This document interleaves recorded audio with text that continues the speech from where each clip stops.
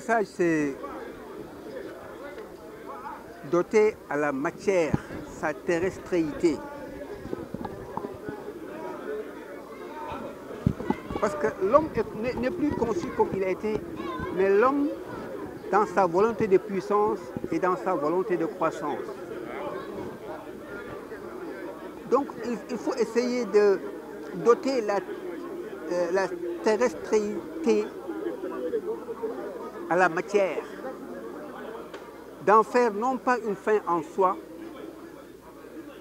mais un moyen pour recourir à la grâce divine, par la parenté, par le voisinage, et jeter un coup d'œil au dehors vers le nécessiteux, vers le besogneux. Et sinon, ce qu'on remarque par ces temps qui courent, l'homme est devenu le cerf, je pèse bien mes mots, le cerf de ses passions, le cerf de ses ambitions et le cerf de ses désirs. Ce qui a conduit à cette interruption entre Dieu et l'homme. Parce qu'on n'adore plus Dieu, mais on adore la matière.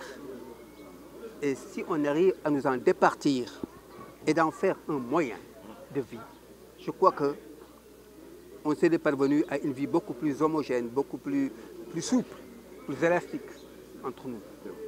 Sinon, tout ce qu'on voit par ces temps qui courent, cette animosité, cette haine, cette mésestime, n'est dû rien d'autre que la matière est venue supplanter Dieu dans notre action de tous les jours. Alors, il est à l'origine, cette matière, elle est à l'origine du fait que nos relations sont gangrenées. Tout simplement ça, parce que on suscite des instincts pour satisfaire des appétits.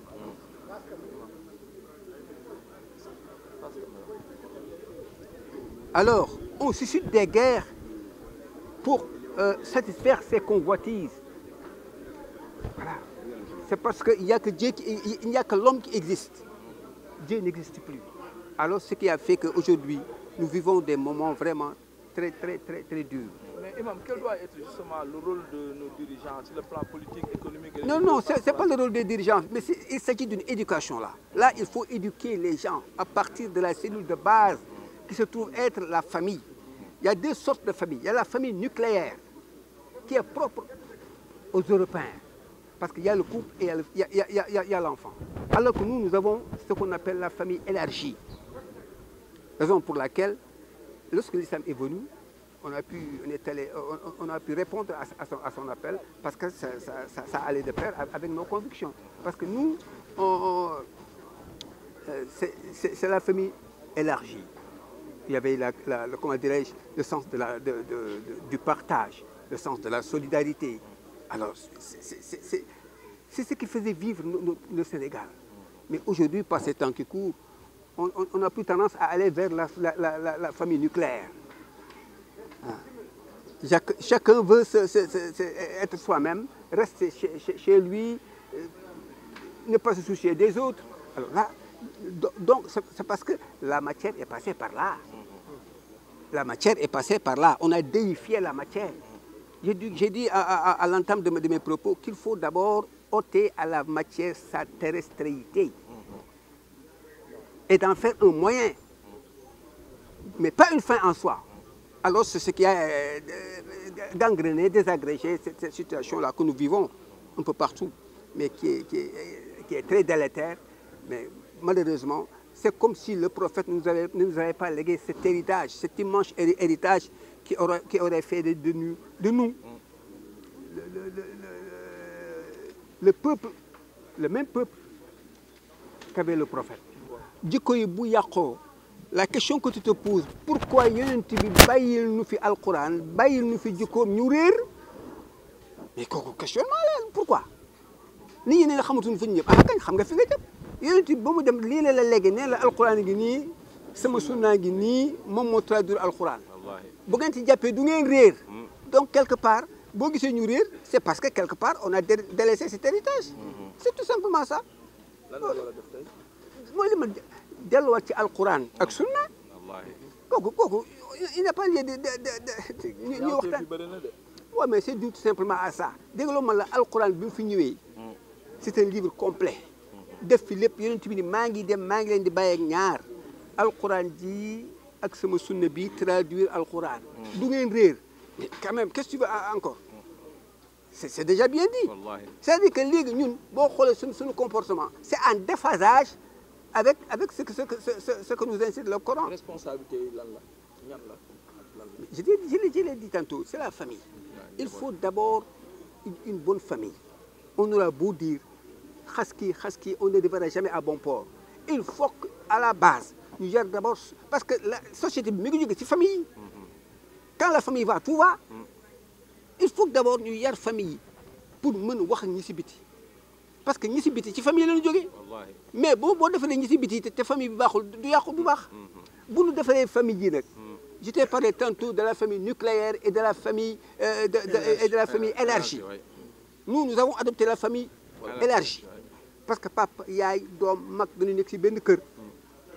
Kër gi dafay xat da ngay laaj le matin kii fu mu fanaanoon ndax ni mu xate. Donc kër du xat xolay xat. Fii suñu kër yi ndar gi kër yi dañuy xat nga gis fa 3 familles. ñi fanaan ci suuf ñi fanaan ci chaise te bu ñu yeewu suba ko dem sa yoon. ku ne mën a attan sa morom.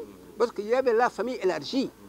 tubaab bi ñaar moom ak jabarama fi ne ak xajam ngan dum kër goo xam ni doo xam fu mu nekk te il n'est pas à l'aise bu tëddee du nelaw xam nga tubaab bii nga xam ne yow yaa ngi koy ñëwul boppam guddi gi ne mi ngi naan garab guddi gi ay problème te mi ngi amee jabaram ak doomam ñun am nañu une très grande famille te mën nañu gàddu ñëpp mën nañu attan ñëpp mag ñi dund nañ fi ba dee si famille yooyu kër gu ndaw ñëpp ca dund ba ñuy sëy ñuy tekki parce que xoolal fi nekkoon moo tax man la ni Yonent bi sallallahu alayhi wa sallam yare bu ñu ko toppee rek noppal on n'a pas à chercher midi à 14h17 fu ñu war a dem fu ñu war a dem nag dañuy réer alquran a ngi nii Yonent bi sunnaam a ngi nii moo traduire alquran mais yam ci leen loo wuti it xam nga li nga wax yow waxit la rek et puis j'aimerais un peu parler de comment dire de l'immigration li xaw améli la fait ci kii parce que j'ai dit quelque part l'immigration c'est un droit consacré par comment dire